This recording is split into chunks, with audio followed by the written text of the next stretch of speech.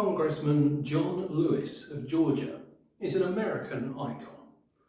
One of the key figures of the civil rights movement, his commitment to justice and non-violence has taken him from an Alabama sharecropper's farm to the halls of Congress, from a segregated schoolroom to the 1963 March on Washington, and from receiving beatings from state troopers to receiving the Medal of Freedom from the first African American president.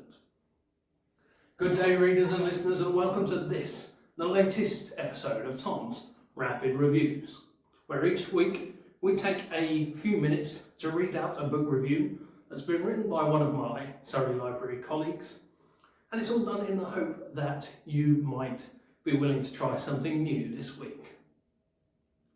This week we're going to cover a book for Black History Month. That book is March, Book 1, by John Lewis, Andrew Aydin and Nate Powell. The late John Lewis was an American politician and civil rights activist. He was a key figure in some of the most important civil rights activity and the fight for African American equality, participating in the Nashville sit-ins, the Freedom Rides, the 1963 March on Washington, and indeed he was the leader of the first of three marches from Selma to Montgomery in 1965. In 1986, he was made a member of the House of Representatives, where he served 17 terms. In 2011, he was awarded the Presidential Medal of Freedom by President Barack Obama. March was co-authored by Andrew Aydin, who also served as digital director and policy advisor to Lewis. And March is actually a graphic novel, and the art is handled by Nate Powell, an Ignatz Award winner. I'd like to turn now to my review. March, Book 1, is an exceptional piece of work. In graphic novel form, it tells the story of John Lewis's political awakening and the years he spent as a young activist at university.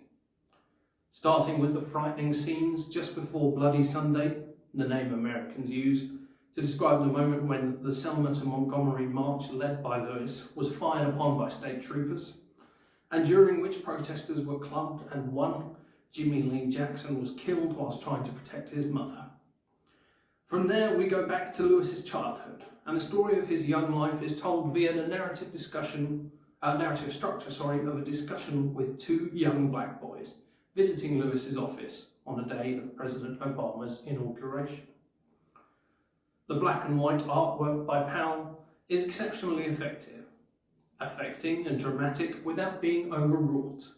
The story, of course, speaks for itself, but Lewis and Aydin's telling of it is nonetheless done well.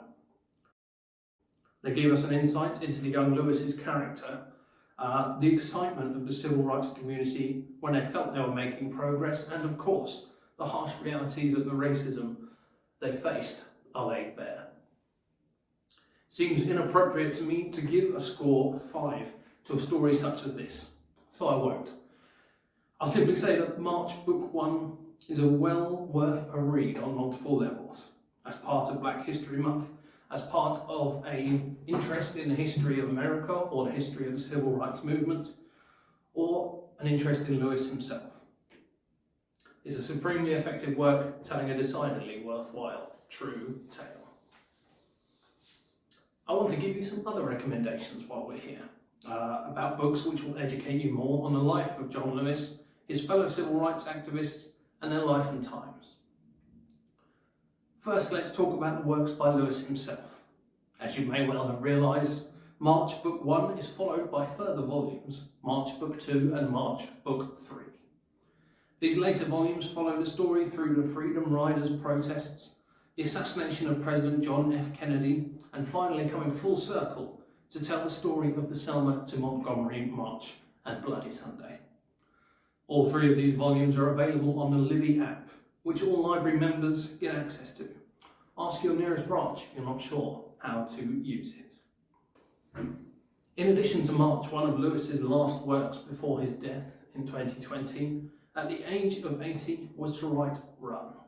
Run, Book 1, was likely intended to be the first of multiple volumes following Lewis's actions after the 1965 Voting Rights Act.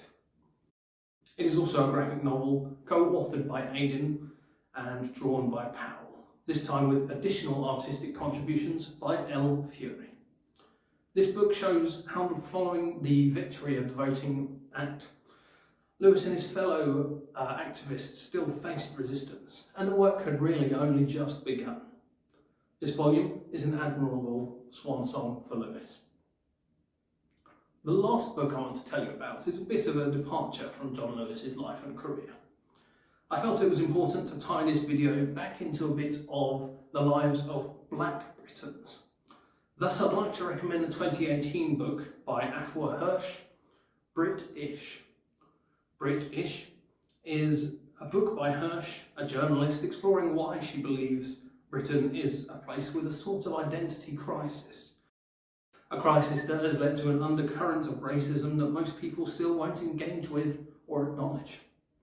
Hirsch writes about how Britain ignores its past as a colonising and slave-taking nation in favour of a narrative of progressiveness and fair play, bringing the issue into focus in the present day by talking about division over migration. Well, that's about everything this week, readers and listeners. The books I've mentioned, as well as plenty more, can be found or reserved at your local Surrey library, or by using the Libby and BorrowBox apps that Surrey Library members get access to. If you've enjoyed this video, please do consider liking it and subscribing to Surrey Library's channel on YouTube. For now though, please stay safe, borrow books, celebrate Black History Month, and I'll see you again soon for another of Tom's Rapid Reviews.